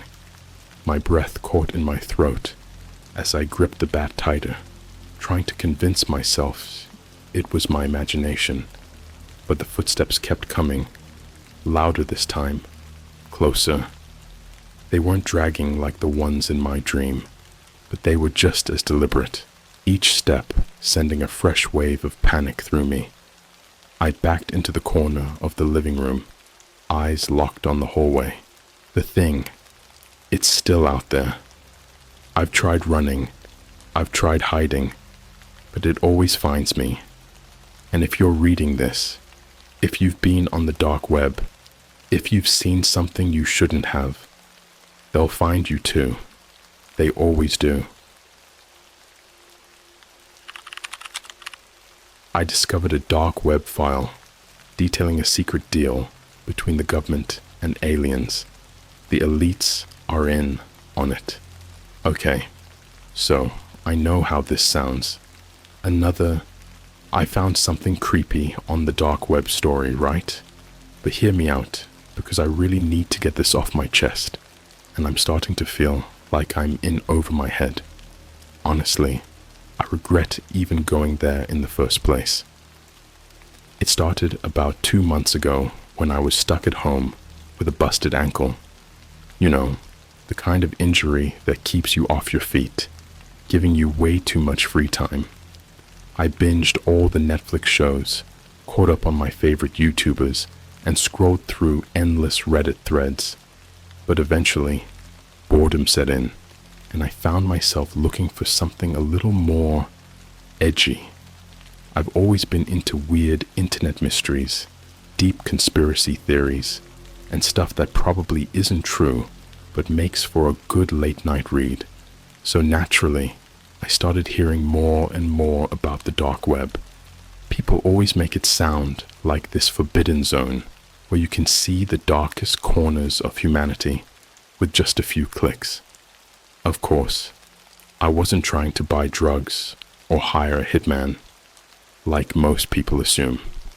I was more curious about those deep, hidden government secrets, strange files that were supposedly leaked but never made it to the mainstream web. That kind of thing has always intrigued me. What could be so secret that it's buried that deep? I started with the basics. Installed a Tor browser, made sure I had a VPN running. I watched a couple of guides on YouTube, but nothing was too helpful. Everyone just warns you about being safe and not clicking on shady links, which is kind of the whole point of the dark web, right? So there I was, lurking in forums, scrolling through bizarre threads, and feeling pretty underwhelmed. Most of it was just hackers bragging about exploits or selling stolen credit card info. I was just about to give up when I stumbled across a thread titled Government Secrets, Alien Deal Exposed. Now, I know what you're thinking. Another lame UFO conspiracy. but something about this post stood out. For one, it was buried deep in this niche forum that barely had any traffic, and two, the language used didn't feel like the typical tinfoil hat rambling. It was almost too technical, too precise. The person claimed to have found a file documenting a secret agreement between world governments and an extraterrestrial species. They even dropped some specific names, places, and dates. It was eerie in how matter-of-fact it was, like they weren't trying to convince anyone. They were just stating facts. They left a link. Now, any sensible person would have backed out at this point. But like I said, boredom and curiosity don't mix well. Plus, I figured it was probably just some elaborate hoax. People love to troll on these forums, right? I clicked the link. The page that loaded was basic. No flashy design, no pop-ups, just a simple file directory with a bunch of cryptically named documents and folders. There were no explanations, no introductions, just a cold list of files. The top file was named Protocol 39-contact.pdf. That one immediately caught my attention. I hovered over it, hesitated for a second, and then downloaded it. Here's where things started to get weird. As soon as the file finished downloading, my computer screen flickered. I thought it might just be a coincidence. My laptop is old and does that sometimes. But then the screen turned black, like completely black. I tried everything. Control-Alt-Delete, power button, nothing worked. I started to panic a little, thinking I'd bricked my laptop just by downloading a stupid file. But then, out of nowhere, the screen came back on. Except now, I was looking at my desktop wallpaper, which had changed. My original wallpaper was this goofy picture of my dog wearing sunglasses, but now it was just black, with a single line of white text in the center. You shouldn't have done that. I remember laughing at first, like it had to be a joke, right? But that laugh died in my throat when I realized no one could have changed my wallpaper. I was the only one home, and my Wi-Fi wasn't even connected at the time. There was no way anyone could have remotely accessed my laptop. I tried to brush it off, chalking it up to a prank, but something felt off, really off. I opened the PDF file, and as soon as I did, the hair on the back of my neck stood up. The document was loaded with classified-looking information, but what really got me were the dates. The file went all the way back to the 1950s, talking about something called Operation Genesis, a top-secret meeting between world leaders and a group labeled as Visitors. I skimmed through it, heart pounding, and that's when I saw it.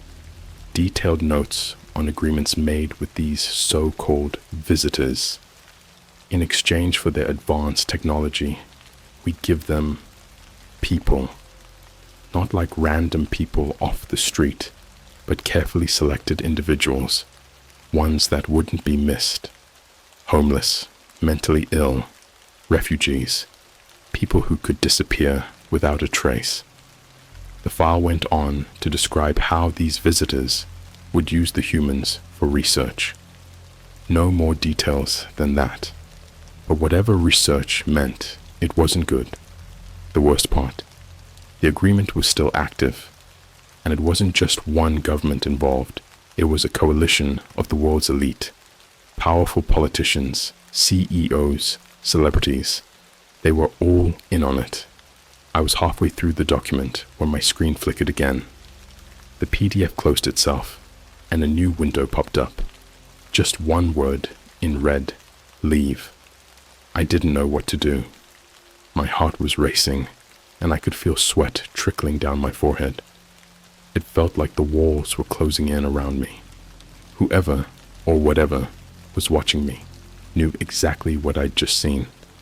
I shut my laptop, got up, and walked away. but I knew deep down it wasn't over. I didn't sleep that night. After shutting my laptop, I sat in my kitchen, staring blankly at the wall, feeling like I just crossed a line I couldn't uncross. My mind was racing, trying to make sense of what I'd just seen. It wasn't just the content of the file that freaked me out. It was the fact that someone or something had been watching me in real time, enough to change my wallpaper and warn me to leave. Part of me wanted to throw my laptop out the window and never think about it again. But another part, the same part that led me into this mess, was hooked. I couldn't stop thinking about what I'd read. How much of it could actually be true? I kept asking myself, were we really striking deals with extraterrestrials behind closed doors? It sounded insane, like some late-night History Channel nonsense. But the way that document was written, it didn't feel like fiction. It felt clinical, deliberate, like it wasn't meant to be found. I knew one thing for sure. My computer was compromised. I wasn't going to touch it again until I figured out what the hell was going on. But even though I was avoiding it, the paranoia started creeping in. I kept glancing at the windows, expecting to see something or someone standing outside, watching me. Every noise in my apartment, every little creak in the walls, suddenly felt sinister, like I wasn't alone. It wasn't just in my head. I knew something was off. The next morning, I decided to get out of the apartment, clear my head. I figured a walk would do me some good, maybe help me shake the paranoia. But as soon as I stepped out the door, I realized it was worse than I thought. You ever have that feeling where you're sure someone's looking at you? Like even though you can't see them, you just know you're being watched. That was me, the second I hit the street. At first, I chalked it up to my own anxiety. I mean, I'd been sitting with my mind spinning all night, right? But it wasn't just in my head. As I walked through my neighborhood, I started noticing things that didn't add up. There was this black SUV parked a little too close to my apartment. I didn't think much of it at first, but when I looped back around after 20 minutes, it was still there. And this time, the windows were tinted so dark, I couldn't even see who was inside. Just sitting there, engine off, no one coming or going. Weird. Then, as I passed by a coffee shop, I noticed a guy sitting at a table by the window. He wasn't drinking his coffee or looking at his phone. He was just staring at me. Dead eyes, no expression, just watching. I locked eyes with him for a second, but he didn't flinch, didn't even blink. I sped up, turned a corner, and when I glanced back a minute later, he was gone. The coffee shop was still there, but no sign of him. It was like he vanished. By the time I got home, my pulse was pounding. I double-locked the door and immediately checked my windows. Curtains closed. Good. I didn't know what was going on, but I knew one thing for sure. Someone was tailing me. Maybe more than one person. Whether it was government spooks, hackers, or some twisted prank, I wasn't sure. But I knew that once you dig too deep, you become a target. The rest of that day, I laid low. I barely moved from my couch, too paranoid to even check my phone. Every time I heard a car pass by or someone talking in the hallway, I tensed up. I started jumping at the sound of footsteps, convinced they were coming for me. It got worse at night. I hadn't touched my laptop since the leave message, but around midnight, it suddenly powered on by itself. The light from the screen illuminated my whole living room. I could see it out of the corner of my eye, and my stomach dropped. I knew something wasn't right, but I forced myself to get up and check. As I approached the screen, my hands were trembling. The wallpaper had changed again. This time, it was an image of a night sky. No stars, just an expanse of pure black. In the center of the screen, 3 words, "We are here." That's when my phone buzzed. It was a text message from an unknown number. I hesitated before opening it, half expecting another cryptic threat. Instead, it was a simple line of text. "Stop digging. Last warning." I stood there in the dark, phone in one hand, laptop glowing in the other, my heart thumping so hard I thought I'd pass out. I don't know how long I stood there, just staring at that message, trying to figure out what the hell I was supposed to do.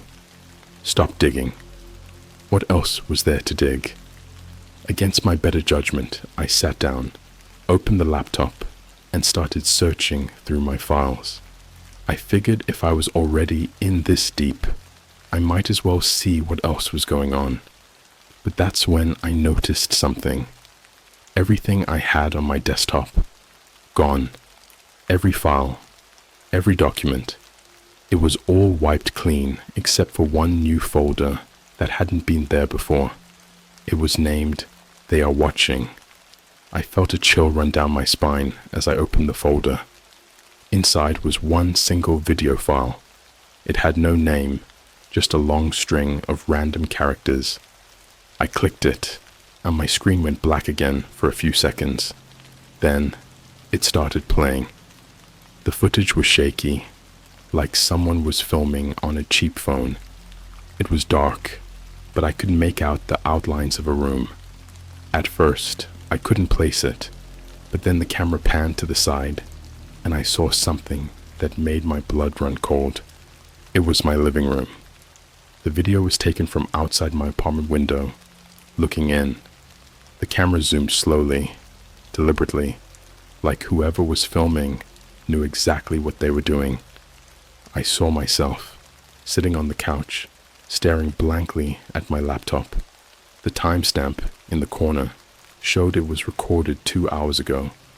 That meant someone had been outside my window, watching me. I immediately slammed the laptop shut, my heart racing faster than ever before. I bolted to the window, yanking the curtains aside, but there was no one there. No shadows, no strange figures, just the empty street below. But the feeling didn't go away. That chill, the suffocating knowledge that whoever or whatever was behind all this was closer than I realized. They weren't just watching from a distance anymore. They were right outside. And now, they knew that I knew. After watching that video, I couldn't breathe. The thought that something, had been right outside my window, watching me, recording me, it was too much. I had no idea what I was caught up in, but it was beyond anything I could comprehend. Aliens? Government spies? Some deep conspiracy involving both? None of it seemed real, but the fear, the reality of being hunted, was very, very real. I didn't sleep that night either. I stayed up, pacing around my apartment, checking the windows every few minutes like a paranoid maniac. I kept thinking back to that black SUV, that guy in the coffee shop, the message telling me to stop digging. Whoever they were serious. And if I didn't stop, I knew they'd come for me. The next morning, I tried to go about my day like everything was normal. Went out, grabbed some groceries, and pretended I wasn't looking over my shoulder the entire time. But every time I passed by a parked car or a person standing too still, I felt it. That heavy feeling in the pit of my stomach, like eyes were on me. I felt trapped, like no matter where I went, they could see me, track me. The fear was suffocating. When I got back home, things got worse.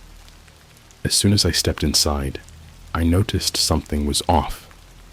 You know that feeling when you can just tell someone's been in your space. It hit me the second I walked through the door. I hadn't been gone long, maybe an hour or two, but everything felt wrong. Subtle, but wrong. The first thing I noticed was the air. It was cold, colder than it should have been. Not like I left the AC on, but like unnaturally cold. I glanced around, looking for any sign of a break-in, but everything seemed in place. The door was locked, window shut, but then I saw it, a small piece of paper sitting on my kitchen table. At first, I thought it might have been something I left there earlier, but no. It was folded perfectly in half, and I never folded anything that neatly. My hands were shaking as I picked it up and unfolded it. The paper was blank except for a single typed sentence in the middle. You were warned.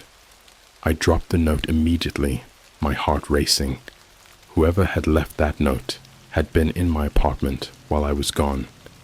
They had keys, or the ability to get in without breaking a lock. This was no longer a game. It wasn't just some shadowy hacker leaving me cryptic messages from a distance. They could reach me anytime they wanted.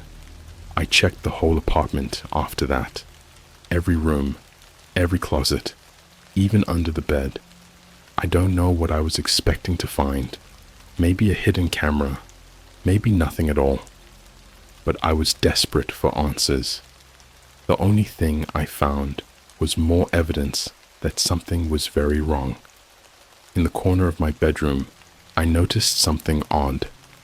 My closet door, which I always kept slightly open, was completely shut. Now, that sounds like nothing, right? But I've got this weird quirk where I hate fully closing doors. Don't ask me why. It just creeps me out. So when I saw the closet door shut, my heart skipped a beat. I stood there for a minute, just staring at it, debating whether I should open it or not. But the longer I stood there, the more I realized I could hear something. A faint noise, like shuffling. Something, or someone, was inside. I don't know what came over me, but I grabbed the nearest thing I could find, a lamp, and yanked the door open. For a second, my mind went blank. I expected, I don't even know what, but there was nothing. Just my clothes hanging there, my shoes on the floor. But that noise, I wasn't imagining it. It had been there, and now it was gone. I backed out of the room, my whole body trembling. The feeling of being watched was unbearable now. I knew, deep down, they weren't just watching anymore. They were inside. They were close. That night, I decided I couldn't stay in the apartment. I packed a bag, threw on a hoodie, and decided to crash at a buddy's place across town. I didn't tell him anything about what had happened. I didn't want to drag anyone else into this, but I needed to be somewhere that wasn't there. On my way out, I noticed the SUV was back, parked right across from my building. This time, the engine was on, the headlights glaring at me as I stepped onto the street. I couldn't see who was inside, but I knew they were watching me. I could feel their eyes on me as I crossed the street. My skin prickled with dread. I stayed at my friend's place that night. Even though I felt safer being out of my apartment, I couldn't shake the feeling that I was being followed. My phone kept buzzing with random notifications, but every time I checked, there was nothing there. No texts, no missed calls, just buzzing, like someone was messing with me. At around 2 a.m., I finally managed to fall asleep, but it didn't last long. A loud bang woke me up, and for a second, I thought someone had broken in. I shot up from the couch, heart pounding, only to realize the sound had come from my phone.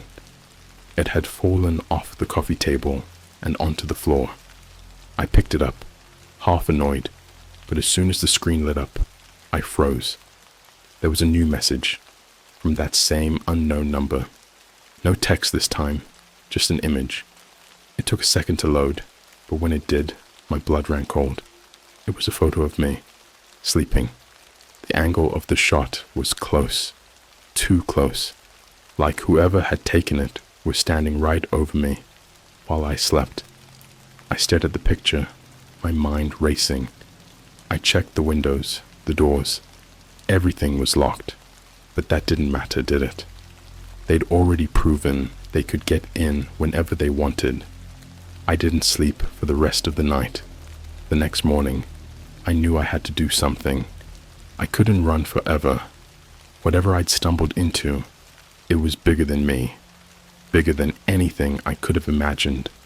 The file, the warnings, the messages, it all pointed to something far more terrifying than a simple conspiracy theory. These people, or entities, or whatever they were, had power, real power, the kind that makes you disappear without a trace. I had to get out, but I didn't know if there was anywhere left to go. After the message, I knew running wasn't going to help. It didn't matter where I went or how far I tried to get away. They would always be one step ahead. I realized something that chilled me to the bone. They didn't want to kill me. Not yet, anyway. They wanted me to know they were watching. It was psychological warfare, and they were winning.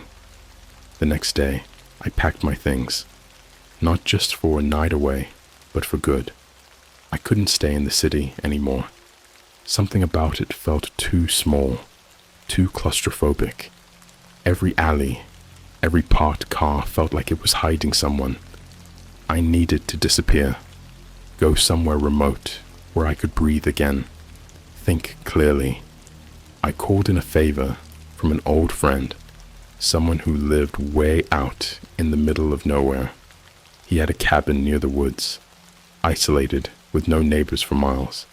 It sounded like the perfect escape. He agreed to let me stay there for a few days, but I didn't tell him why. How could I? Hey man, I'm being hunted by shadowy figures tied to a government alien conspiracy. Can I crash at your place? Yeah, that would go over well. The drive out to the cabin was eerie. The further I got from the city, the more I felt like I was leaving everything behind, including my sanity. I kept glancing in my rearview mirror, expecting to see that black SUV trailing me again. But there was nothing. The roads were empty, silent. For a brief moment, I thought maybe I'd shaken them. Maybe I could finally take a breath. But deep down, I knew that wasn't true. I was already too far in. They were playing with me, waiting for me to make my next move. The cabin was a small wooden structure, tucked deep into the trees. No cell service, no Wi-Fi, just me, the trees, and my thoughts. It was a perfect hiding spot, or so I thought. I spent the first night there in silence, just listening to the wind rustling through the leaves, trying to convince myself I was safe. But as the hours dragged on, that familiar sense of unease crept back in. Every creak of the cabin, every snap of a twig outside made my skin crawl. At around midnight, I finally gave in and turned on my laptop. I'd wiped it before leaving, deleting everything related to that dark web file, every trace of the Protocol 39 document. I even reset it to factory settings, hoping that would get rid of any trackers or malware. But when I booted it up, the wallpaper was still there. The same black sky and the same 3 words staring back at me. We are here. I shut the laptop immediately, my heart racing. How? How were they still in my system? I'd wiped everything. Then I realized they didn't need to be in my laptop. They were in everything. My phone, my car, probably even my watch. Anything electronic could be compromised, and they were using it all against me. That's when I heard it, a low hum, barely audible, coming from outside. It wasn't the wind. It wasn't an animal. It was mechanical, like something buzzing just below the surface of reality. I froze, straining my ears, trying to pinpoint the source. The sound was steady, growing louder, closer. I rushed to the window, peeking through the blinds, my heart in my throat. There, just beyond the tree line, I saw them. 3 figures, tall, unnaturally tall, standing perfectly still in the dark. Their silhouettes were sharp against the night, too sharp, like they didn't belong in the world around them. They weren't moving, just watching. The buzzing got louder. It felt like it was vibrating in my skull, and the longer I stared at the figures, the more disoriented I became. My vision blurred, my head pounded, and my body felt heavy, like something was pulling me toward them. I stumbled back from the window, breathing hard. This wasn't paranoia anymore. This was real. They'd found me. No, they hadn't found me. They'd always known where I was. They were just waiting for the right moment to reveal themselves. I grabbed my phone, desperate to call for help, but of course, there was no signal. The screen was flickering, buzzing with static. I tried the landline in the cabin, but the line was dead. I was completely cut off. Then, out of the corner of my eye, I noticed something blinking on the floor. A red light, pulsing faintly. I bent down and picked it up. A small, round device, no bigger than a coin. It was a tracker. I don't know how it got into my bag, but it didn't matter now. They knew exactly where I was, and they had been tracking me the entire time. I threw the device across the room, but I knew it was pointless. They were already here. The buzzing grew louder, filling the cabin. I could feel it in my bones now, a deep, thrumming vibration that seemed to resonate with the air around me. My head was spinning. I tried to think, to focus, but I couldn't. It was like they were in my mind, scrambling my thoughts, bending my will. I stumbled to the door, yanking it open, hoping to make a run for it. But when I stepped outside, they were closer. The 3 figures, standing right at the edge of the clearing. I could see them more clearly now. Their features were wrong. Their faces, or what I assumed were faces, were smooth, like polished stone. No eyes, no mouths, just blank slates of pale skin. And yet, I could feel them watching me. It was like their presence alone was enough to suffocate me. I wanted to scream, to run, to do anything, but my body wouldn't listen. I felt rooted to the ground, paralyzed by their gaze. That's when one of them raised a hand, slowly, deliberately, pointing right at me. The buzzing stopped. The silence was worse. For a second, I thought I was about to die, that they were going to erase me from existence, just like that. But instead, something even stranger happened. A voice, cold, mechanical, and impossibly deep, spoke in my mind. You have seen too much. You have 2 options. Join us or disappear. I couldn't tell if I was hearing it or if it was being implanted directly into my brain. My thoughts were scattered, my heart racing. Join them? Disappear? What the hell did that even mean? I tried to speak, but no words came out. I wanted to scream at them, to demand answers, to fight back. But all I could do was stand there, frozen, as their presence bore down on me. Decide, the voice echoed in my skull, vibrating through my whole body. I knew in that moment that they were giving me a choice, but not much of one. Join them, become a part of whatever dark, twisted plan they were involved in, or vanish. Maybe not die, but something worse. Something beyond death. I didn't even know what joining them meant. Would I be taken, transformed? Or was it a lie, just a way to make me surrender willingly? The figures took a step closer. My heart felt like it was about to explode.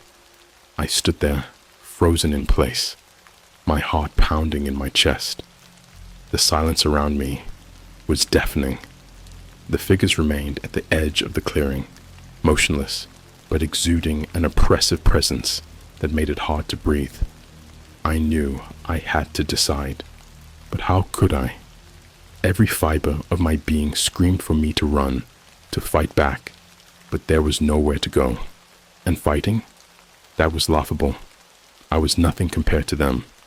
Whoever, or whatever they were, they held all the power. The voice was still ringing in my mind. Join us, or disappear. But I couldn't speak. I couldn't even move. Then, as if sensing my hesitation, the lead figure, the one that had raised its hand, took another step forward. Its face seemed to ripple, distorting, as if struggling to maintain its shape. That's when I realized, whatever these things were, they weren't entirely solid. They were something else, something other, masquerading in a form that was barely human. The air around me grew colder, and the buzzing sensation started again, not as loud this time, but more intense. I felt it in my skull, like an insect crawling through my brain, whispering in a language I couldn't understand. I was trapped between the pull of that horrible sound and the paralyzing fear of what they might do to me if I didn't comply. My mind raced, scrambling for answers. Could I trust anything they said? Could I really just walk away if I agreed? Or would that be the end of me, swallowed into whatever they had planned? I wasn't naive. I knew these kinds of deals always came with strings attached. That's when something strange happened, something I wasn't expecting. A light, soft at first, but then blinding. It came from behind me, casting long shadows of the figures across the clearing. The sudden glow was warm, comforting even, like stepping into sunlight after being trapped in the dark. It wasn't natural, but it didn't feel threatening either. In fact, it felt like help. I turned slowly, half expecting another horror, but what I saw made no sense. Hovering a few feet above the ground was a small metallic orb. It was about the size of a basketball, perfectly smooth, glowing with an ethereal white light. The instant I laid eyes on it, the buzzing stopped. The figures at the tree line stepped back, as if retreating from the light, their forms flickering and becoming less distinct. The orb hovered there, pulsing gently, and for a moment, the only sound was my own ragged breathing. "Do not listen to them," a new voice said. This one wasn't like the cold, invasive voice of the figures. It was softer, calm, and it spoke directly into my mind, just as the others had. But this voice felt different, human almost. I didn't know what to believe anymore, but as I stared at the orb, I felt a strange sense of safety that I hadn't felt since this whole nightmare began. The figures remained still, their retreat halted. They didn't seem to like the presence of the orb, but they weren't gone. I could feel them waiting, lingering at the edges of the clearing, watching me. "They are not what they seem," the orb continued, its light pulsating gently. "They will take everything from you if you let them. Trust in me. I can get you out of this." I blinked, trying to comprehend what was happening. First, I had these faceless beings giving me ultimatums, and now there was a glowing orb promising salvation. It sounded insane. But after everything I'd seen, after all the messages, the warnings, the stalking, I was beyond questioning insanity. The figures shifted, growing impatient. I could feel their pressure on me again, their gaze searing into my mind. "Time is running out.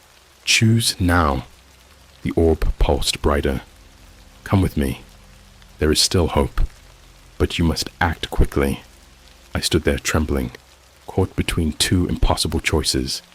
Every instinct told me to trust the orb, to take the way out it offered. But a part of me wondered, was this just another layer of the game? Another trap within a trap? There was no way of knowing for sure. And yet, I knew I had to act. If I stood there any longer, if I hesitated for even another second, they'd take me. They'd pull me into whatever nightmare they had planned, and I wouldn't get another chance. So, I did the only thing I could. I ran. I sprinted toward the orb, not thinking, just acting on pure instinct. As I neared it, the figures behind me let out a sound, not a scream exactly, but something worse. A distorted, high-pitched whine that pierced through the night, vibrating in my bones. I glanced over my shoulder and saw them moving, faster than before, their forms unraveling as they surged toward me. But it was too late. The orb enveloped me in its light, and the world around me dissolved into pure, blinding white. The sound, the figures, the cabin, all of it disappeared in an instant. For a moment, I felt weightless, like I was floating in an endless void. And then, I was standing in a field. The night was calm. The stars above me were bright, twinkling in a clear sky. The air was warm, and there was no sign of the cabin, the figures, or the orb. It was just me, standing alone in a vast open field, with nothing but the sound of crickets chirping in the distance. I was safe, or at least it felt that way, but my heart was still racing, and my mind was still reeling from everything that had just happened. I didn't know where I was, or what the hell that orb was, but one thing was clear. I'd escaped. Somehow, I'd made it out. But as I stood there, catching my breath, a familiar chill crept up my spine. The kind of chill you get when you know you're being watched. I turned slowly, and in the distance, just at the edge of the tree line, I saw them. The figures, not moving, just standing there, watching, their forms flickering in the moonlight. They hadn't given up. They weren't done with me. I realized then that there was no true escape. Whatever I had stumbled into, whatever I had uncovered, it wasn't going to let me go. The deal had already been made long before I found that file on the dark web, and now I was part of it. Whether I liked it or not, they would always be watching, always waiting, and someday they would come for me again.